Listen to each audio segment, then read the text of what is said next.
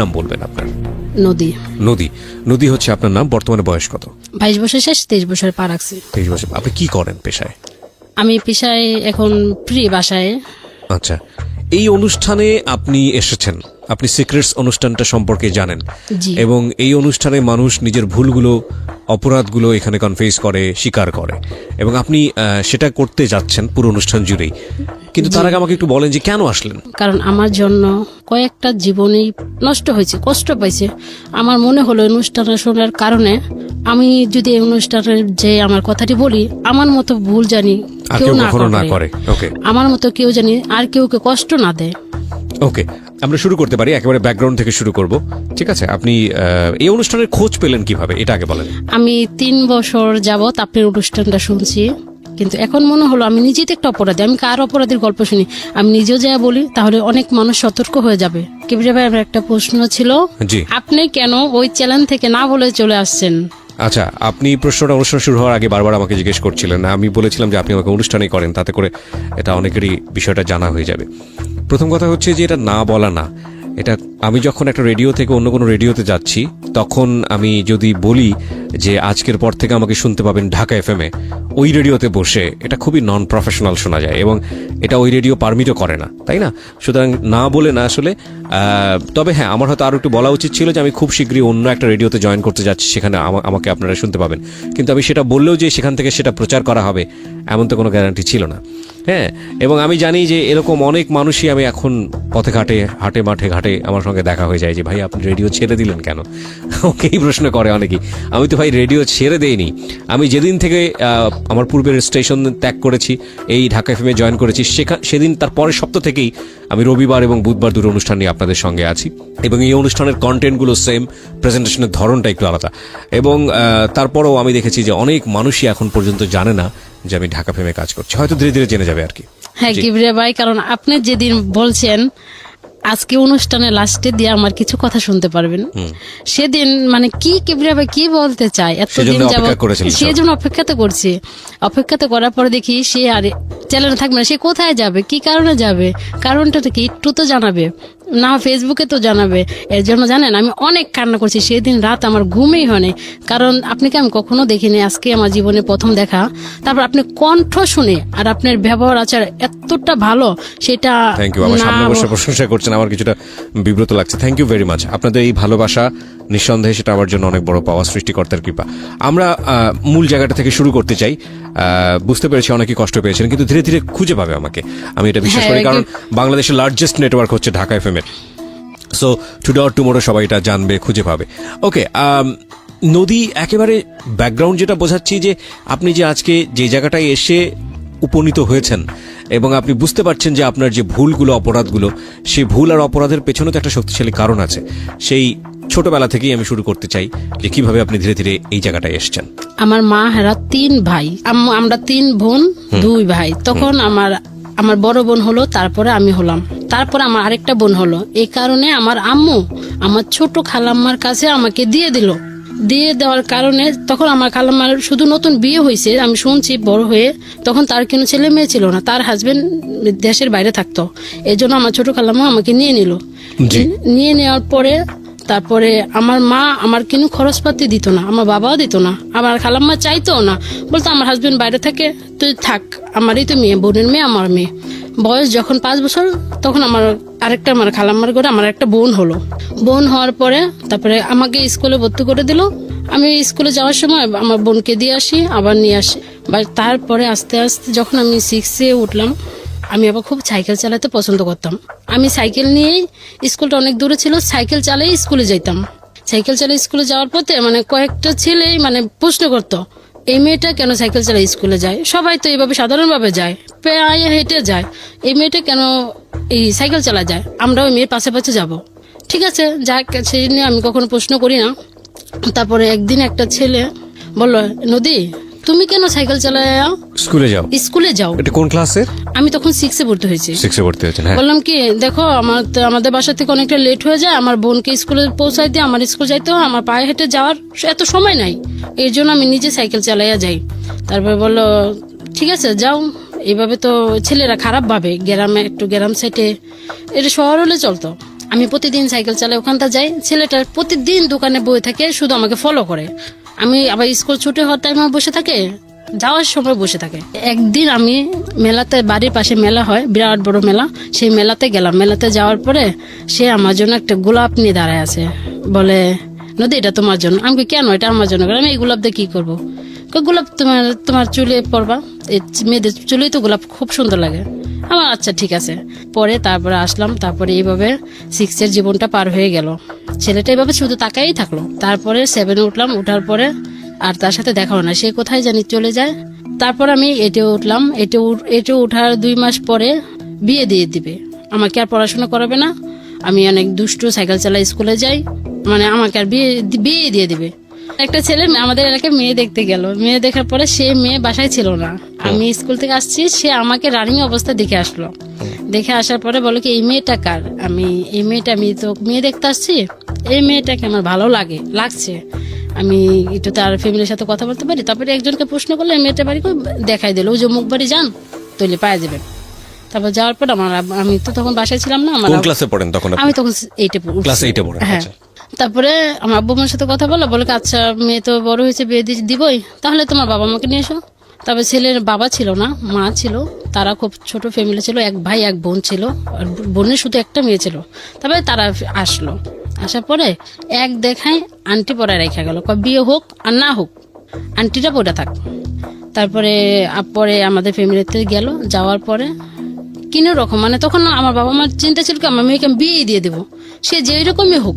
আসলে কিন্তু তখন আমার বয়স রানিং 14 বছর চলতেছিল, তখন আমার হাজবেন্ডের বয়স প্রায় 40-এর কাছাকাছি হয়ে গেছে। কিন্তু তার টাকা পয়সা ছিল, অনেক টাকা পয়সা ছিল, কিন্তু এর জন্য বিয়ে দিবে। ছেলে হোক না বয়স্ক হোক, বয়স, তা তো টাকা আছে, বাড়ি আছে, গাড়ি আছে, মান সম্মান আছে, দিয়ে বিয়ে। মেয়ে তো অবশ্যই হ্যাপি থাকবে, সুখে থাকবে। তারপরে আমি তো ছেলেকে যে একদিন দেখছিলাম, তারপরে মানে পরে শান্তি পরে রেখে গেলো, তারপরে একদম সরাসরি বিয়ে। তারপরে বিয়ে ভালোই হয়েছে, মানে দুমদাম করে বিয়ে হয়েছে। বিয়ে হওয়ার পরে আমাকে যখন বাসা নিয়ে আসলো, তখন আমি দেখি, তারপর এখন নিজে চোখের সামনে দাঁড়ায় দেখি কি, যখন বাসর রাত্রে এটা কার সাথে বিয়ে দিছে, সে তো আমার মনে হয় আমার বাবার বয়সের সেম, সে আমাকে এই ছেলের সাথে কেন বিয়ে দিলে? আমি তারপর তাকে বললাম, আপনি আমাকে কেন বিয়ে করলেন? আমি তো তোমাকে বিয়ে করছি, তোমাকে একা বিয়ে করিনি, তোমার বাবা মাকে সাক্ষী রেখে বিয়ে করছি, তাহলে বিয়ে করছি। তারপর ঠিক আছে, সংসার করতেছি। তখন স্বামী কি জিনিস আমি বুঝতাম না, মাঝে মাঝে শাশুড়ির সাথেও ঘুমাই থাকতাম, মানে এই রুমও ঘুমাই থাকতাম, ওই রুমও ঘুমাই থাকতাম, মানে কোনো ছিল না। তারপরে বললাম কি আমাকে এখন একটা ফোন কিনে দেবেন, আমি তো বাবা মার সাথে কথা বলতে হয়। কি বলবেন? ওকে এখন তোমার ফোন কিনে দরকার নেই, এখন তুমি ফোনটা কি করবে? তুমি এখন তোমার যখন একটা বেবি হবে তখন আমি তোমাকে ফোন কিনে দেবো, এছাড়া দিব না। আর ফোন তোমার চালানোও নিষেধ। আর একটা কথা সে বলে রাখছিল শুরু থেকেই, তুমি কখনো পর্দা ছাড়া বাইরে যেতে পারবে না, তুমি সবসময় পর্দা করে বাইরে যাইবা, তুমি বিনা কারণে গেটের বাইরে বেরোতে পারবে না। আমার সে এখনো পর্যন্ত গেটের বাইরে বেরোতে দেয় না, গেটে বাইরে বেরোতে পারবো না। ঠিক আছে, তখন তো বুঝি না বেরো, গেটে বাইরে না বেরোলে কি হবে? পুরো পাশটা তো ঘরের ভিতরে থাকতেই পাইতাছি, তোর দরকার কি গেটে বাইরে দেওয়ার দরকার? তো যাই না। তো এমন কথা হতে একদিন সে আমাকে আমার বাবা বাড়ি নিয়ে যাবে।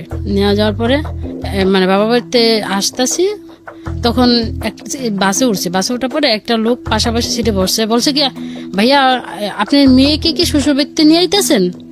আমি তখন এই কথাটা শুনে কি জানেন না, আমি অনেক কান্না করছি। আমি তারপরে থেকে ভাবি তার সাথে আমি আর কখনো বাইরাবো না। তখন আমি বোরকা ছাড়াই বাইরেছিলাম। যখন এই কথাটা বললো, আপনি কি ভাই আপনার মেয়েকে শ্বশুর বাড়িতে নিয়ে আসতেছেন? আমি কি রে, আসলে কি আমি এটা ভাবি? সে বয়স সবাই তো ভাবে, না হলে সে কেন এই কথাটা বলবে? তখন আমার হাজবেন্ড প্রশ্নের উত্তর দেয়নি, প্রশ্ন উত্তর না দিয়ে আমি কান্না করতেছি। তারপরে সেই লোকটা বুঝতে পারছে আমি তার ওয়াইফই হব, এর জন্য কান্না করতেছি। তারপরে বলল থাক, মানুষের কথা কি হয়। তারপরে আমি বাসায় এসে কিছু বলিনি, আমি তারপরে এভাবে শুয়ে থাকার পরে তারপরে আমার আস্তে আস্তে মানে একটা বেবি পেটে আসলো। বেবি পেটে আসার পরে সে আমাকে এমনি তো বাসা থেকে বাইরে যেতে দেয় না, একদম নিষেধ। এখন যখন 1.5 মাস বেবির বয়স পেটে, তখন বললো তোমার এখন থেকে গেটের বাইরে যাওয়া একদম নিষেধ, শুধু ডাক্তার চেক আপ করবে, বাসায় এসে ম্যাডাম আসবে। 12 তারিখে ডেট ছিল, আমাকে 5 তারিখে সিজার করবে, নর্মালি বাচ্চা নেবে না। তারপর 5 তারিখে নেওয়া যাওয়ার পরে মানে তখন আমার বয়স 16 বছর। নেওয়া যাওয়ার পরে হাসপাতালে অনেক ডাক্তাররা অনেকটা রাগ হচ্ছে, এত অল্প বয়সের মেয়ে, আপনি এখনই মা। তারপর ঠিক আছে, অপারেশন হলো, মেয়ে হওয়ার পরে তখন আমার হাজবেন্ড তো অনেকটাই খুশি, অনেকটাই হ্যাপি তার মেয়েকে দেখে। কিন্তু বউ কি হলো সেটা দেখার তার প্রশ্ন ছিল না। মানে বউয়ের খবর না নিলেও চলবে, মেয়েটা ঠিক আছে কিনা এটা হচ্ছে খবর মূল না কথা। নিলে হ্যাঁ। চলবে, আমার মেয়ে হয়ে গেছে, আমার একটা সংসারের হয়ে গেছে। তারপর ঠিক আছে, মেয়ে নিয়ে অনেকটা হ্যাপি। এখন হাসপাতালে রিলিজ করে আমি বাবা বাড়িতে নিয়ে যাবে, এখন বলে কি না আমার বাড়িতে যেতে হবে। আমার বাবা বলে কি না, আমার মেয়ে এখন তোমার বাসায় যে কিচ্ছু করতে পারবে না, এখন খাটে তো নামতে পারবে না, আমার মেয়ে আমার বাসায় থাকবে। তারপরে আমার হাজবেন্ড হাসপাতালের বিল সব পরিশোধ করে দিয়ে আমার বাবা বাড়িতে পাঠাইলো। তারপরে নিয়ে আসলো 12 দিনের দিনে। নিয়ে আসার পরে বেবিটা আস্তে আস্তে আস্তে আস্তে মানে মানে করতেছে, মানে এমন ভাবে টক করতেছে জানি সে আমাকে ভুলে থাকতে পারে।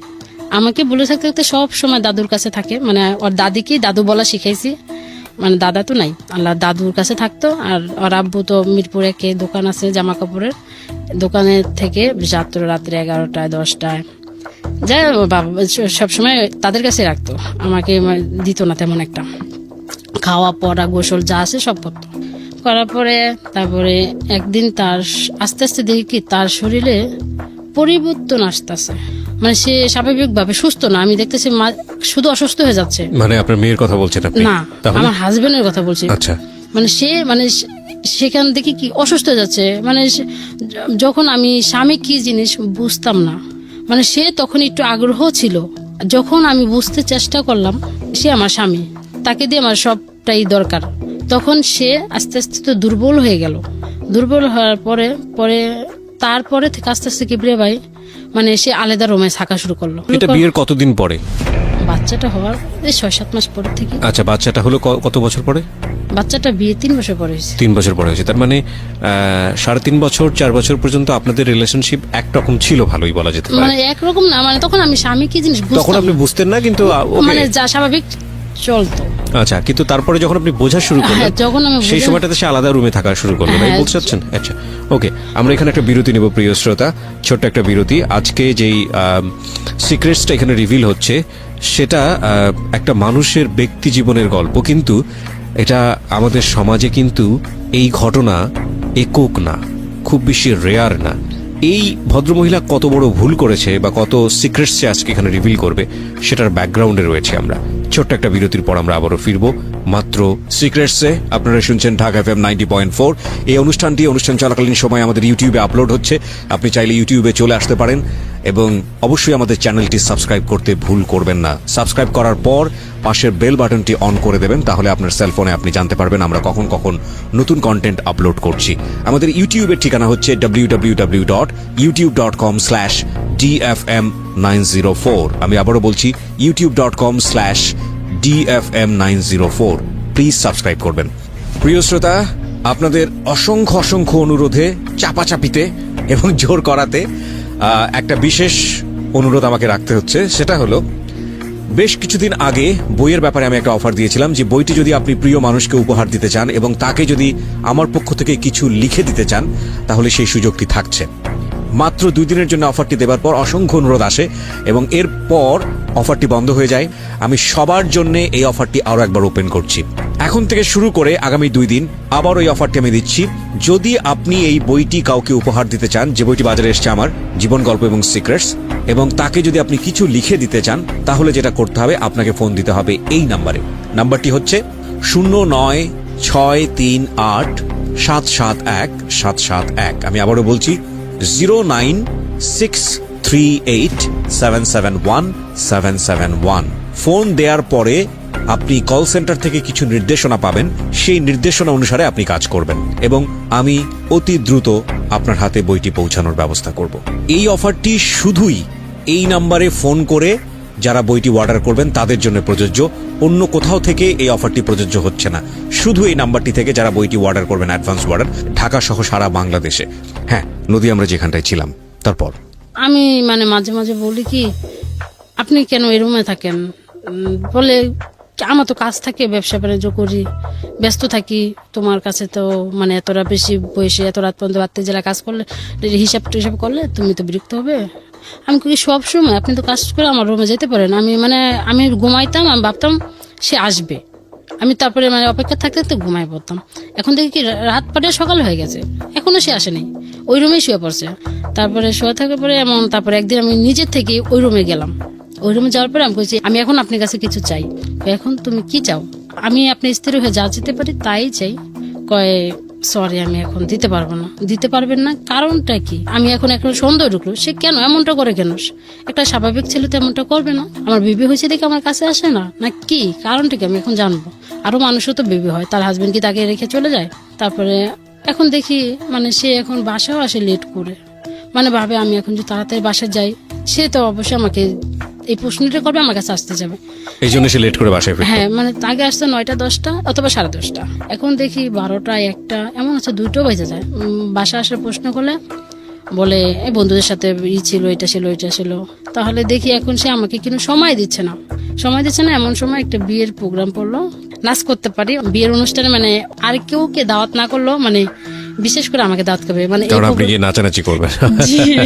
ওকে, ওদিন বিয়েতে তো গেছি, মানে বাচ্চা তখন এই 9-10 মাস হবে। মানে আমার শাশুড়ি বাবা ভালো ছিল, বলতে আচ্ছা ঠিক আছে তুমি যাও, বাচ্চা তো পিটার খায়, বাচ্চা আমি দেখে রাখছি। আমি দেখে রাখছি, যাও। মানে আমরা মানে একটা বিয়ে হলে সবকিছু আলাদা করে কিনে নিই, যে ধরেন আজকে এই বিয়েতে জামদানি পরবো, মানে সবাই এক কোয়ালিটি জামদানি, মানে ওইরকম সবাই। আমার শাশুড়ি আবার টাকা দিল, বল আচ্ছা ঠিক আছে নিয়ে আসো। নিয়ে আসলাম, তারপরে আমরা পার্লারে সেজে প্রোগ্রামে যাওয়ার পরে সেরকম পরে আমার হাজবেন্ড কিন্তু যায়নি। তারপরে তো গায়ে হলুদ গেল, তারপর তো বরযাত্রী, মানে হিন্দুদের বিয়ে তো রাত্রে হয়। তাহলে আমাদের এখানে 11টা থেকে 12 সাবার পোড়াবাড়ি বিয়ে। জি।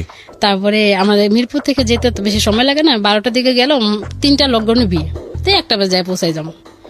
তারপরে আমার হাজবেন্ড বরযাত্রীতেও যাবে না, কিন্তু আমাকে যেতে হবে, কিন্তু আমারও এনজয় করতে ভালো লাগে, আমিও যাই থাকি, সবসময় তো মন মোটা হয়ে থাকি, চলে যাই মজা করি।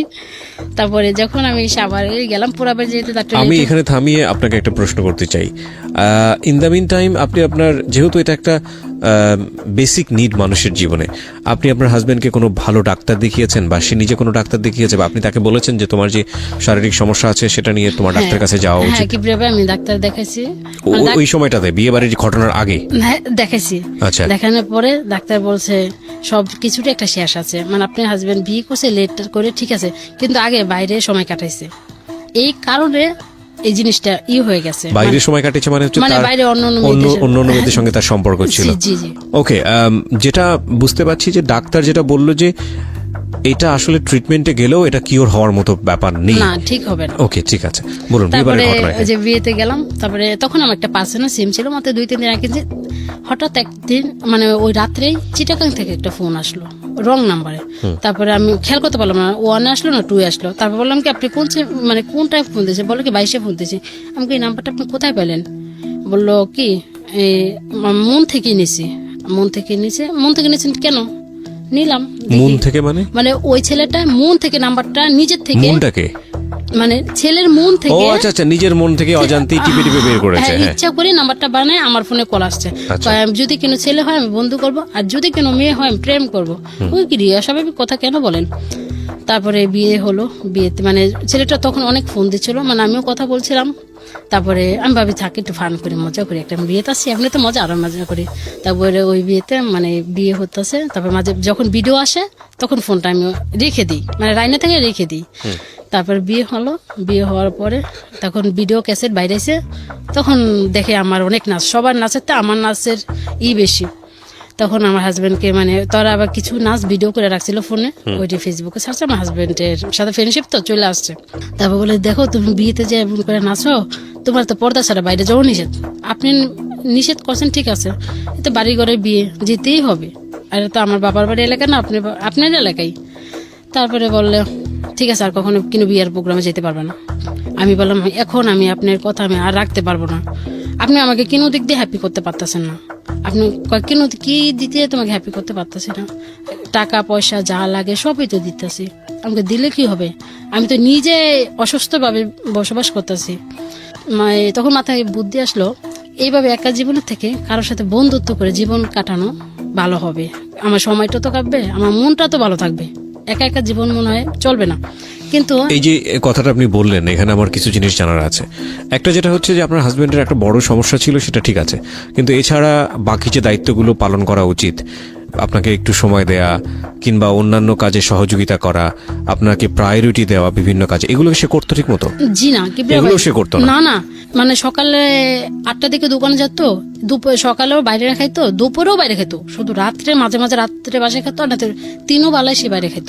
তার মানে আপনার সঙ্গে দেখা শুধু ওই রাতের সময়টুকু, তাও হতো না কারণ সে অন্য রুমে থাকতো? হ্যাঁ, স্বপ্নের মতো। কত সময় যদি স্বপ্নের মতো জাগরা পেতাম তাহলে দেখতে হতো, না তো হতো না। আমি আবার মানে অপেক্ষা করতে করতে। মেয়েটা কোথায় থাকতো? আপনার কাছেই থাকতো? না, মেয়েটা তার দাদুর কাছে। দাদুর কাছে থাকতো। তার মানে আপনার সারাদিন একা কিভাবে কাটতো? শুধু একা একা থাকতাম, কাজের মেয়ে এসে কাজ করে যেত।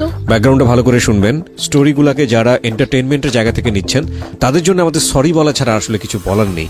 কারণ এই গল্পটা শুনছেন হয়তো মজার জায়গাটা থেকে অনেকেই, আপনার জীবনেও এমন ঘটনা ঘটতে পারে, সাবধান হন। এবং সবসময় একটা কথা বলি, যে ভয়াবহ বিষয়গুলো এই সিক্রেটস অনুষ্ঠানে উঠে আসে, সেগুলো শুধু সেই সব মানুষদের জন্য না, যাতে করে আপনার জীবনে না ঘটে সেই জন্যে।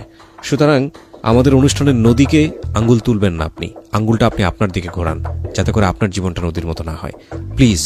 সো এই স্টোরিগুলোকে কেউ এন্টারটেইনমেন্টের জায়গা থেকে নেবেন না। এই জন্য আমাদের সিক্রেটসের ট্যাগলাইনটা হচ্ছে সামথিং বিয়ন্ড এন্টারটেইনমেন্ট। এন্টারটেইনমেন্টের বাইরের কোনো কিছু, এন্টারটেইনমেন্টের চেয়ে বেশি কোনো কিছু, যেটা আসলে শুধু এন্টারটেইনমেন্ট বললে কম বলা হয়। বলুন, তারপরে কি হলো?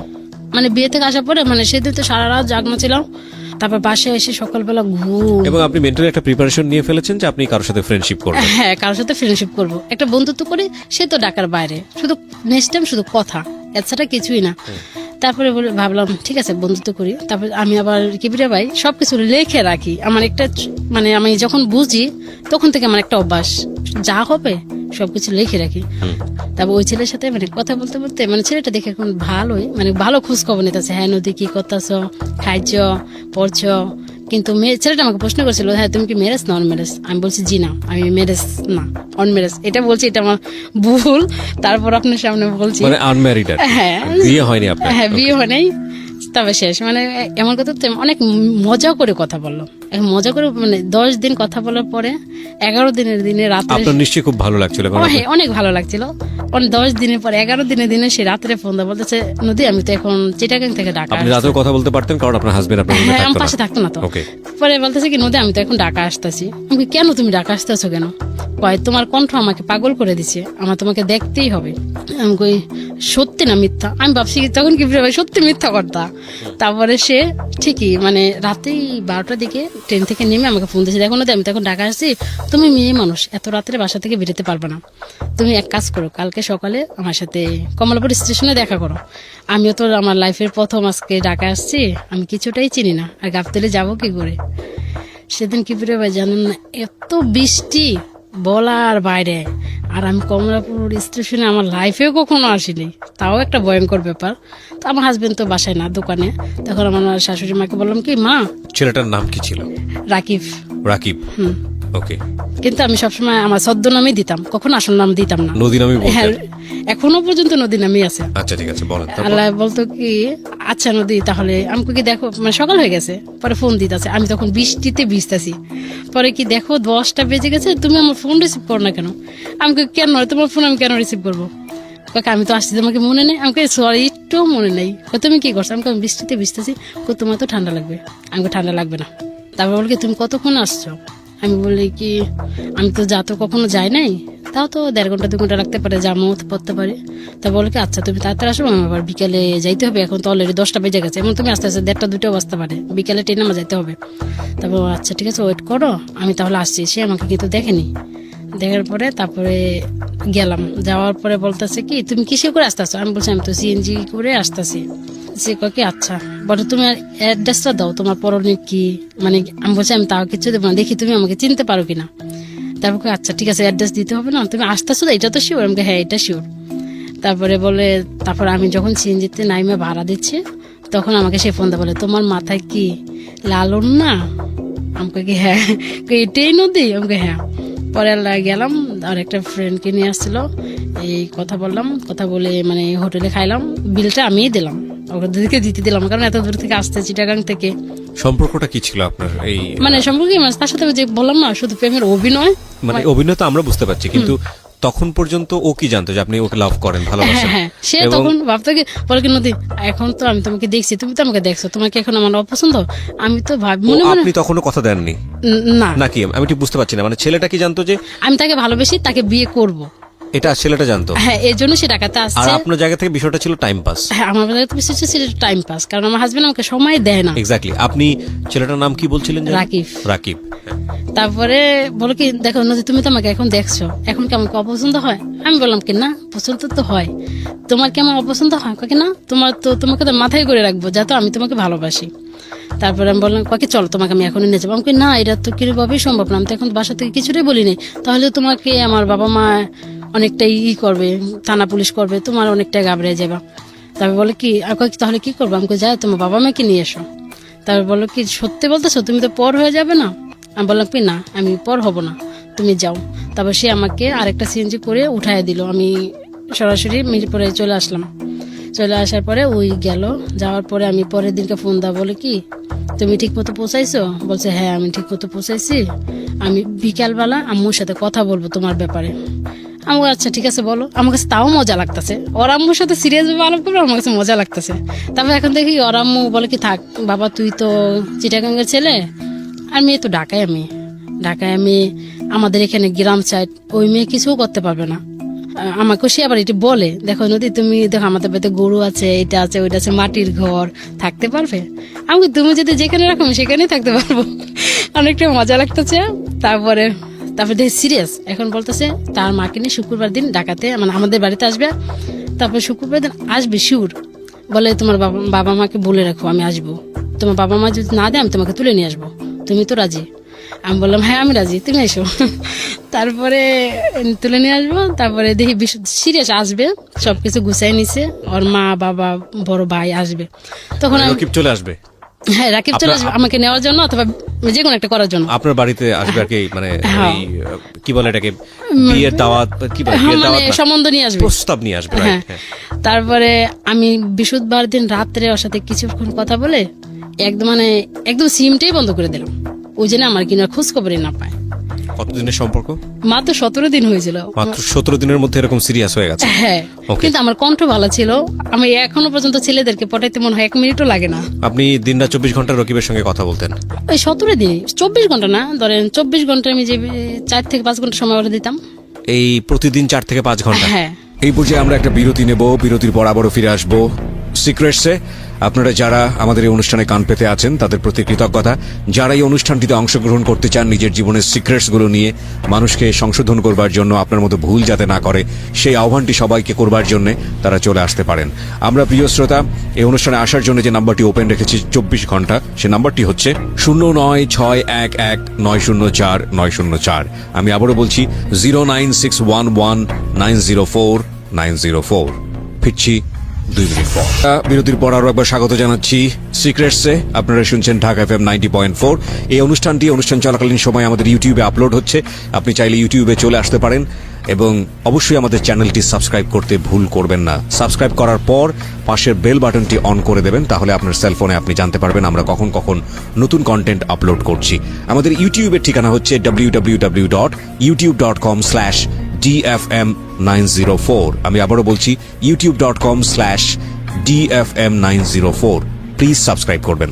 প্রিয় শ্রোতা, আপনাদের অসংখ্য অনুরোধে, চাপাচাপিতে এবং জোর করাতে একটা বিশেষ অনুরোধ আমাকে রাখতে হচ্ছে। সেটা হলো, বেশ কিছুদিন আগে বইয়ের ব্যাপারে আমি একটা অফার দিয়েছিলাম যে বইটি যদি আপনি প্রিয় মানুষকে উপহার দিতে চান এবং তাকে যদি আমার পক্ষ থেকে কিছু লিখে দিতে চান তাহলে সেই সুযোগটি থাকছে।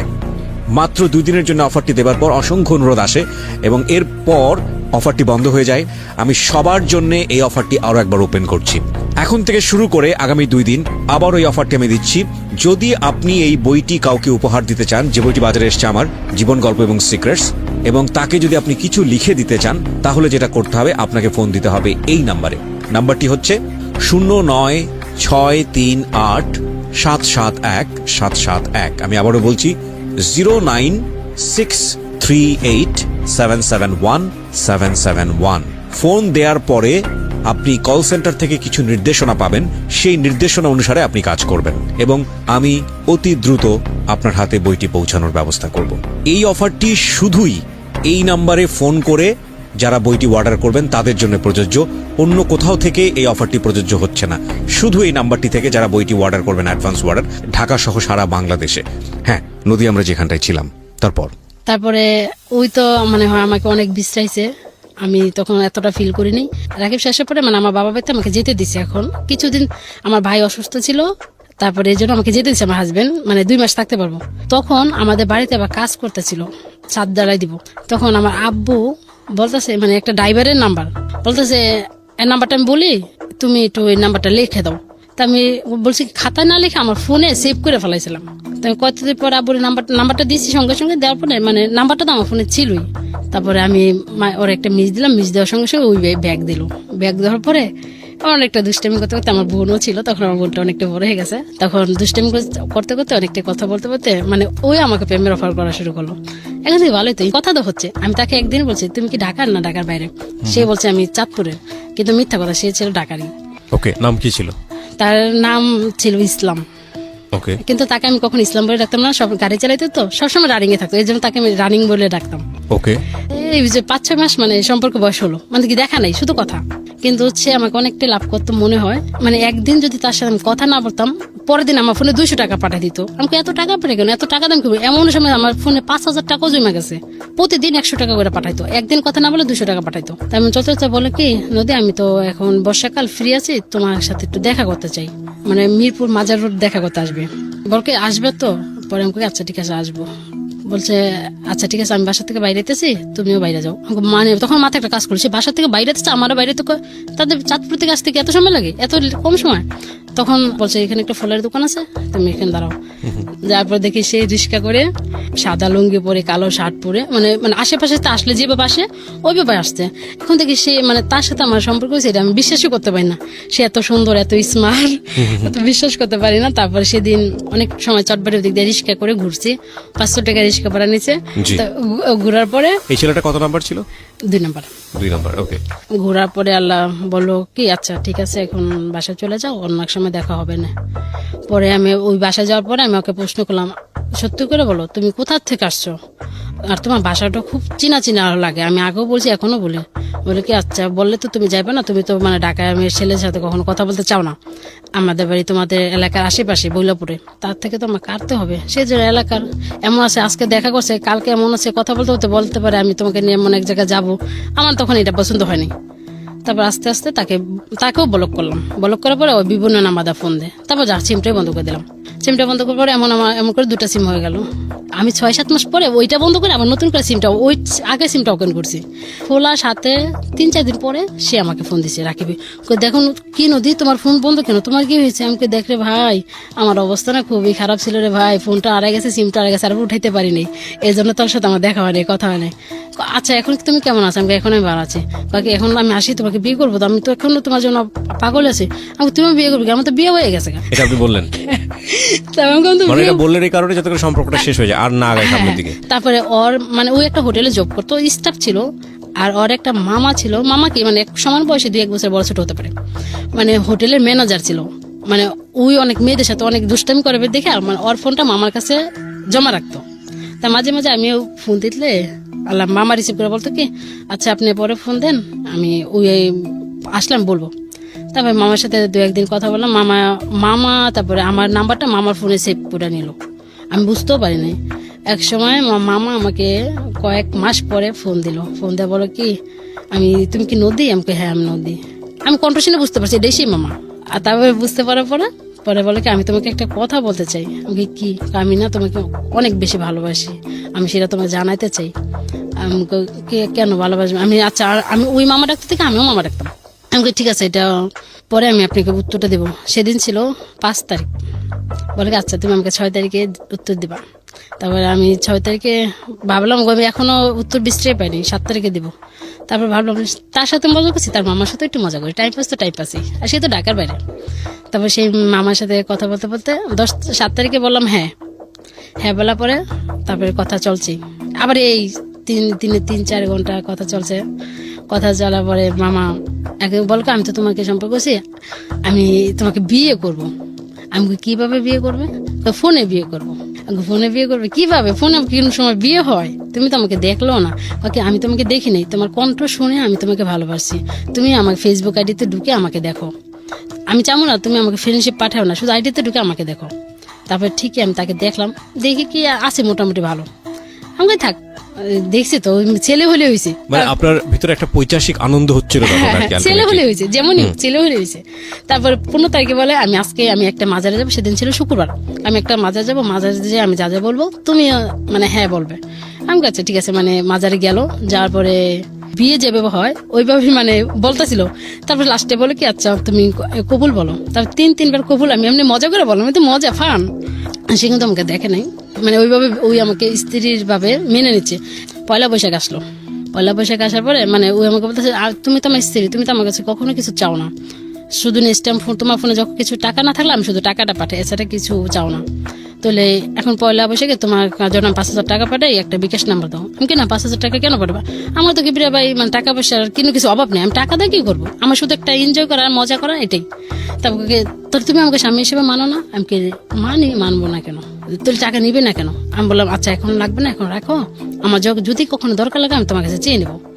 আচ্ছা ঠিক আছে, আমি রেখে দিলাম, তুমি কিন্তু চেয়ে নিবে, এটা আমার কাছে আবদার। এক সময় বুঝতে পারলো এত ওয়েটিং এ, ওর বাবা মা বুঝতে পারলো এত আমার ছেলের ফোন দোকান থেকে আসার পরে এত ওয়েটিং এ কেন থাকে। মানে ওর বাবা মা ওর জানার আমতেই একটা মেয়ে ঠিক করে রাখলো। ওর মার অসুস্থর কথা বলে ওকে বাসায় নিয়ে গেল। বাসায় নিয়ে যেয়ে আমাকে জোর করে বিয়ে করে দিল। সে বাসর ঘর থেকে বউ রেখে আবার রিটার্ন চিটাগাং চলে আসলো। তারপর বাবা মা তো বিস্তারিতেছে আমার ছেলে কই গেল। পরে ও যেদিন আসছে আইসে আমাকে ফোন দিছে, কি তুমি অনেক টেনশন করছো? আমি হ্যাঁ আমি তো অনেক টেনশন করছি। আমি তুমি কি ঠিক আছো? আমি তো ঠিক নাই। কেন? আমাকে কেন, কি হয়েছে?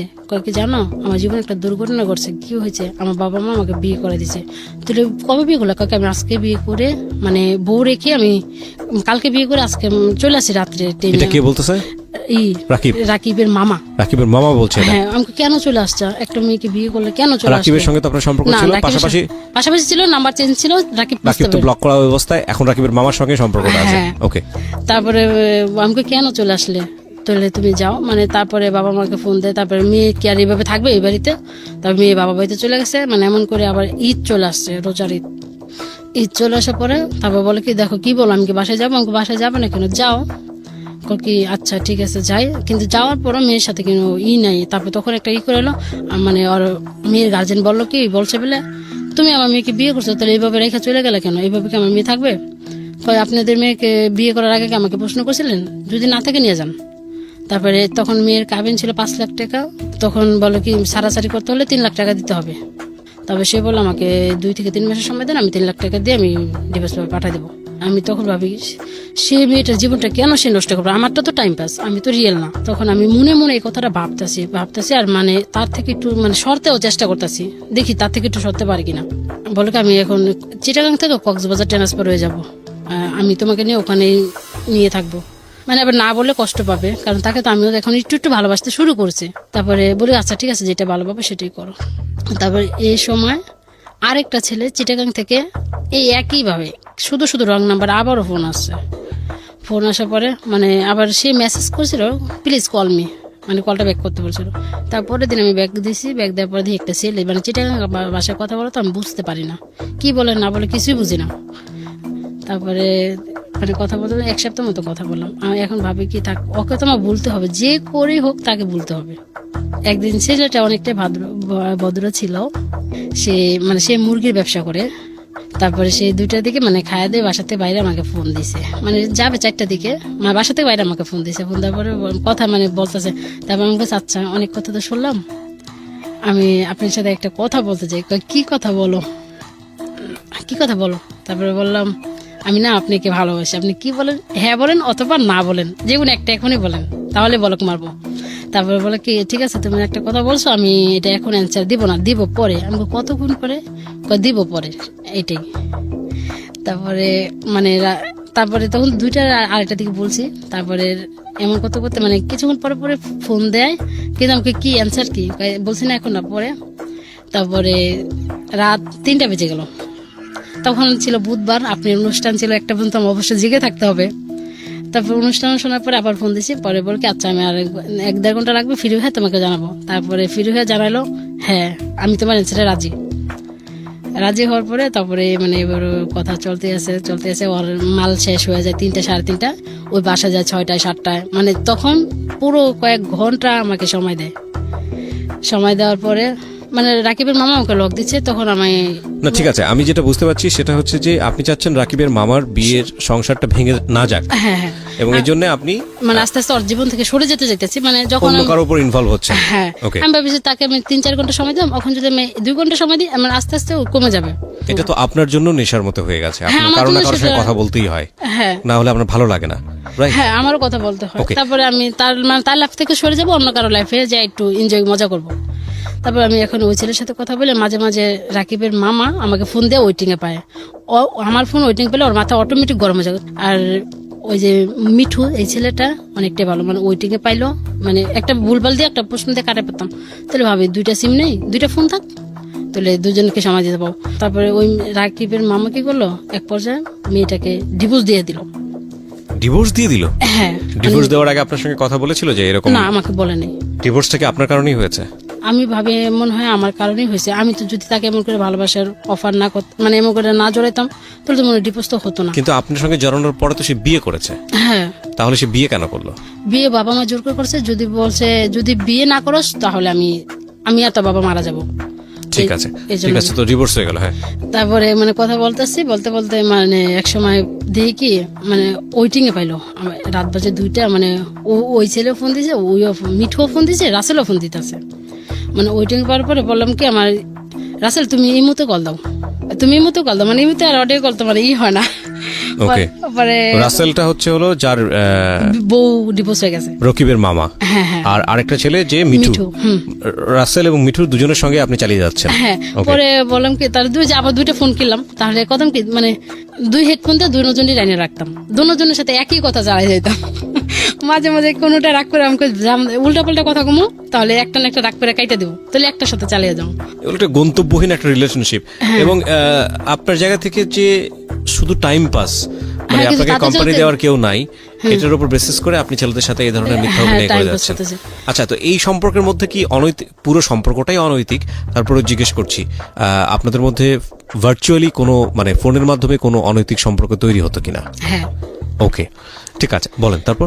তারপরে একদিন মিঠু বলতেছে দেখো নদী, তুমি তো আমাকে কখনো তোমার ইমো নাম্বারটা দিলা না, তোমার হাতে তো অ্যান্ড্রয়েড সেট আছে, তোমার ফেসবুক আইডি আমি পাইছি, আমাকে তুমি দেখা করে ফেসবুক আইডি করতে পাইলাম, মনের টানে সব পাইতে পারি। কিন্তু আসলে সেটা ছিল মিথ্যা কথা, মানে আমার থেকে ফেসবুক আইডিটা নেওয়ার জন্য।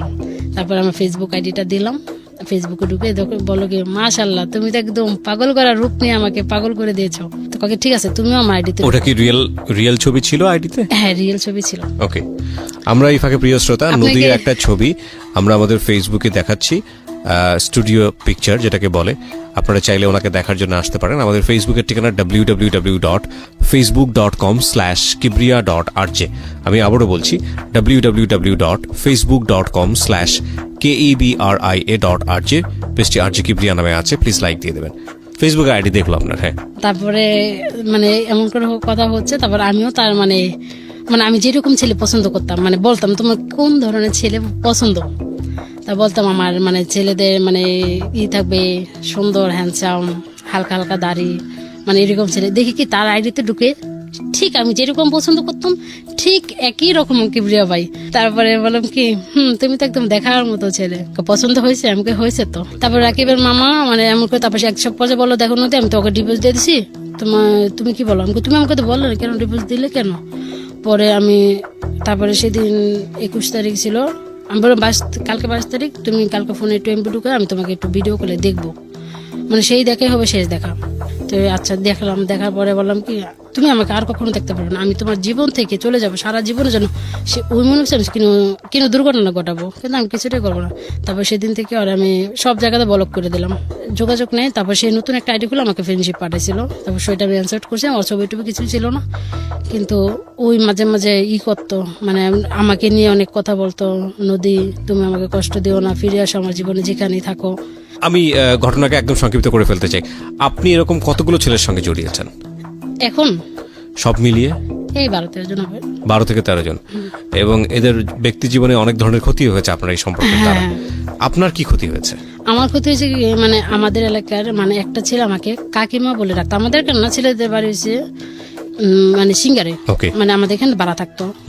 আমাদের বাড়িতে গেটে ঢুকতো না, মানে ফলো করতো। সে এমনি মাঝে মাঝে আসতো, কথাবার্তা বলতো, শেষ। আমার শাশুড়ি মাও থাকতো, আমার বাগ্নিও থাকতো। মানে সে আসতে আমাদের বাসায়। আসার পরে মানে আমার মেয়েটা তখন আমার কোলে ছিল, মানে 8টা বাজে তো, মানে ছোট মানে ঘুমায় যাবে, ঘুমাচ্ছে। তখন আমি ওরে শোয়া মানে ই করলাম, মানে মুসুরিটা টানাচ্ছি, মুসুরি টানা। সে মানে কয়েকটা সেলফি নিছে আমার, আমি জানি না সে কেন সেলফিটা নিছে, এমন নিচে সেলফিটা নেওয়ার পরে মানে কিছু লোক মানে হঠাৎ করে মানে মেয়েটা শোয়ার পর মানে ওরা হঠাৎ করে আমার রুমে ঢুকে পড়ছে। আমার শাশুড়ি ছিল, বাগ্নি ছিল, ওরা ওই রুমে ছিল, আর ছেলেটা আমার রুমে ছিল। মানে হেরা ভাবছে কি না কি কথা, কি বেরোবে। আজকে আমি সত্য কথা বলতেছি, তার সাথে আমার এমন কোনো সম্পর্ক ছিল না। হঠাৎ করে আমার রুমে এসে বলে যায় তুই এই বিত্তে চুসকে লাগা। বলার পরে সেও থুতুপুতু খাই গেছে। কি রে, কি হলো, কি কারণে এলাম, কি হলো। পরে তাকে অনেক মারলো। আমাদের বাড়ির পাশে একটা ক্লাব আছে, মানে এলাকার নেতা ফেতাদের, ওরা ওই ক্লাবে নিয়ে গেলে অনেক মারলো, কিন্তু আমাকে কিছু বলে নেই। তখন আমি বলছি আমাকে তোমরা কিচ্ছু করতে পারবে না, আমার হাজব্যান্ড আছে, তাকে তোমরা ফোন দানো, সে যদি আমাকে ছেড়ে দেয় তাহলে দিবে, তোমাদের বিচার রায় যদি আমাকে ছেড়ে দেয় তাহলে দিবে, আর আমার হাজব্যান্ড যদি আমাকে নিয়ে খায় তাহলে তোমরা কিছু বলতে পারো না, আমার গায়ে একটা হাতও দিবে না।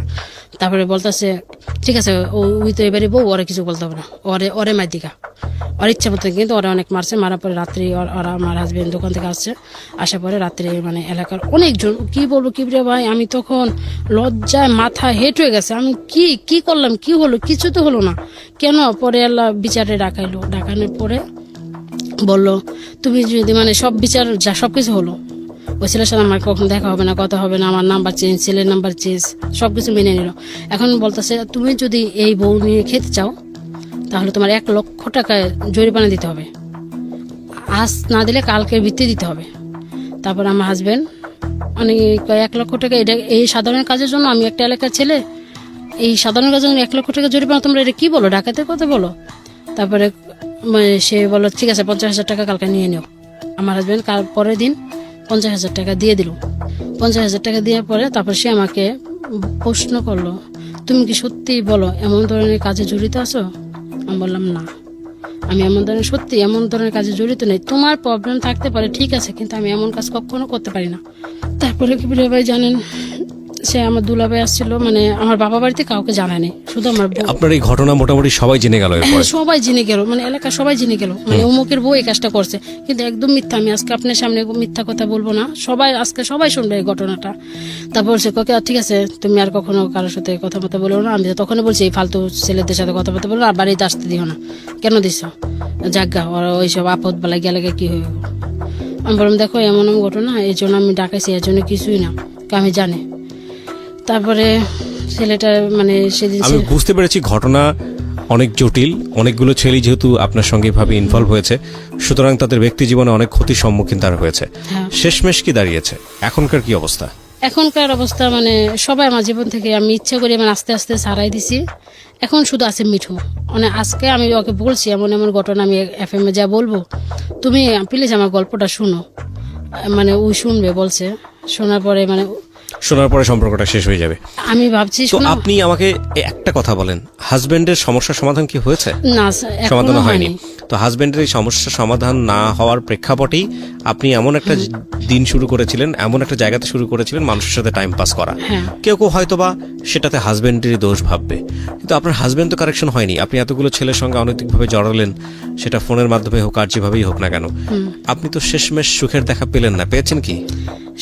না, মানে যেমনটা আছে মানে পুরা পাশটা সবে আছে, শুধু একটা অভাব, তার ভালোবাসা থেকে আমি বঞ্চিত। তো এই জিনিসটা যেহেতু আপনি অন্যায়ভাবে পেলেন না, তাহলে মানুষদেরকে আপনি কি সাজেশন দিবেন? আজকের অনুষ্ঠান থেকে কি বলার আছে যারা শুনছেন আমাদের এই সিক্রেটস? প্রথম কথা হলো কেন বাবা মা জানে এমন বয়স্ক লোক দেখে অল্প বয়সের মেয়েদেরকে বিয়ে না দেয়। ওকে। দ্বিতীয় প্রশ্ন হলো আমার মতো করে জানি কেন ছেলেদেরকে না ঠকায়। ওকে। তৃতীয় প্রশ্ন হলো, মিঠু তুমি আমাকে পারলে ক্ষমা করো, আমি জানি তুমি আমার গল্পটা শুনবে, তুমি এখনো তুমি লাইনে আছো, আমাকে ফোন দিচ্ছ, তোমার জি। ফোনটা রিসিভ করতে পারতাছি না, তুমি পারলে আমাকে ক্ষমা করে দিও। তুমি শপথ নিয়েছিলে তুমি মারা যাওয়া পর্যন্ত বিয়ে করবে না, তুমি আমাকে দেখে বিয়ে করতে রাজি হয়েছো। এবং কিবরিয়া ভাই আমি 100% বলে দিছি, দেখো আমার একটা বিয়ে হয়েছে, আমার একটা মেয়েও আছে। তারপরও সে রাজি। তারপরে বলে কি, আমার তো বয়স হয়েছে মোটামুটি অনেকটাই, 2 ভাই বিয়ে করছে, আমার বয়স হয়েছে, তাহলে আমি আমার ফ্যামিলি এক পর্যায়ে ফ্যামিলিকে বলে দিল কি, আমি ঢাকায় মেয়েকে বিয়ে করে ফেলেছি, আমার তো একটা বাচ্চাও হয়ে গেছে, তোমরা বকা সকা করবা দেখে আমি আমার বউ বাচ্চা বাসায় আনতে পারি না, তোমরা এখন কি বলো। তারপর এই কথা শুনে ওর মা ওকে অনেক অনেক আদর করে, বলে আচ্ছা ঠিক আছে, বিয়ে জানি করছস তাহলে তো বউ বাচ্চা আনতেই হবে। মানে এতটা বেশি অ্যাডভান্স হয়ে গেছে হ্যাঁ, শুধু তারপরে- ফোনে কথা শুনে। হ্যাঁ, Okay. তারপরে আমিও ওর ফ্যামিলির সাথে কথা প্রিয় বলতাম। শ্রোতা, আমরা এখানে এন্ডিং মার্ক টানছি। আজকের এই স্টোরিটা অনেক বেশি ছোট ছিল, আপনারা নিশ্চয়ই জানেন। ছোট হওয়ার পেছনে একটা যুক্তিসঙ্গত কারণও আছে। নদীর সিক্রেটস এখানে শেষ হচ্ছে। ইনফ্যাক্ট এই স্টোরিটা আমরা আরো ইন ডিটেলে যেতে পারতাম, সেটা আমরা যাচ্ছি না এই কারণে যে বিষয়গুলো অনেক সময় রুচিসম্মত হবে না অনেকের কাছেই। আর আমরা আসলে মূল মেসেজটা আপনাদেরকে দেবার চেষ্টা করেছি। নদী যতটুকু বলেছে আমার মনে হয় মূল মেসেজটা অনেকখানি পরিষ্কার।